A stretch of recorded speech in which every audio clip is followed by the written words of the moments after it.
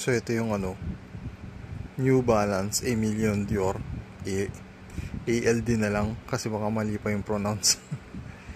So ito bagong silhouette. Collab nila ALD tsaka New Balance. RC56 yung tawag nila. So tatlong colorway yung nilabas nila nito.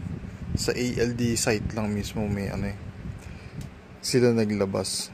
Usually kasi pag ALD hindi siya naglalabas sa ibang retail store or kahit sa mga New Balance na store. Exclusive lang sa kanila.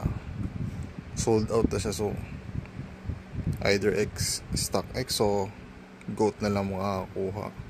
Pero meron akong isang size 10.5 at saka 11. Itong kulay puti, pristine ng ang alam kong tawag sa colorway niya. May kasama siyang dust bag. Yan. White and green, pero pristine ang tawag nila sa white na green. Parang lakos na ang kulay niya. Tatlong colorway yung meron sa RC56 na to, sa ganitong silhouette. Ito, pristine yung white na may green. Tapos yung navy at saka yung parang neon green na yellow. Yung navy meron ako dito pa. Isa. Ako kung navy to. Ito yung kulay ng navy yata. Ito yung navy. Kulay blue.